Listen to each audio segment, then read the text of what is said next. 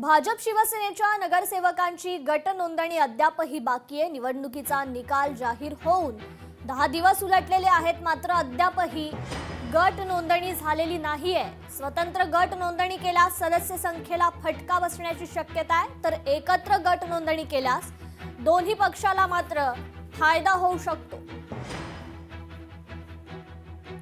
या संदर्भात आपण अधिक अपडेट घेऊयात आपल्या प्रतिनिधी भाग्यश्री प्रधान आचार्य यांच्याकडून। भाग्यश्री, खरं तर निवडणुकीचा निकाल लागून 10 दिवस उलटलेले आहेत। भाजप शिवसेनेच्या नगरसेवकांची गट नोंदणी अद्यापही बाकी आहे, काय अधिकची अपडेट?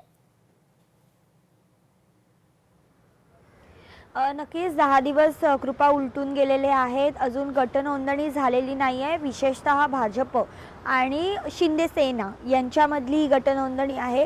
एकत्र गट नोंदणी करायची की संयुक्त की वेगळ्या पद्धतीने गट नोंदणी करायची हेच मुळात अजून ठरलेलं पाहायला मिळत नाहीये।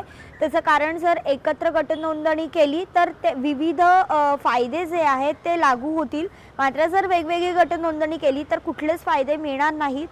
यामध्ये आणखीन एक महत्त्वाचा मुद्दा म्हणजे एकनाथ शिंदेंना स्थायी समिती हवंय, त्याचबरोबर महापौर हवंय, या व्यतिरिक्त ज्या बेस समित्या आहेत त्याचं अध्यक्षपद हवंय। त्यामुळे एकंदरीतच आपण बघतोय की भाजपवर सातत्याने ते दबाव आणताना प्रयत्न करताना पाहायला मिळतात। मात्र या सगळ्यामध्ये गट नोंदणी यांची रखडलेली आहे। मुख्यमंत्री स्वतः दाओसला होते, जे काल आलेत, त्यामुळे आज मुख्यमंत्री नेमकी यावर काय भूमिका घेणार हे बघणं देखील महत्त्वाचं आहे। आज त्यांची मीटिंग होण्याची देखील एक शक्यता जी आहे ती वर्तवली जाते आहे। मात्र या सगळ्यामध्ये एक निश्चित गोष्ट लक्षात येते की शिंदे सध्या भाजपला प्रेशर करण्याचा प्रयत्न करतात आणि भाजप नेमकं काय भूमिका घेणार, कारण अद्याप गट नोंदणी झाली नाही आहे। कोणत्याही परिस्थितीमध्ये गट नोंदणी ही महापौर हा 31 तारखेच्या आधी बसवा अशा पद्धतीची माहिती सर्वोच्च न्यायालयाने दिलेली होती, आदेशच खरं तर दिले होते।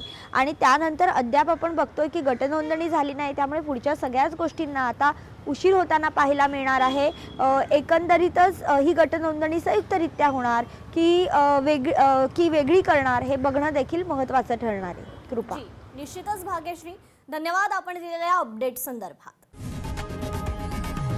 लोकशाही मराठी ऐका, पहा, जागरूक रहा।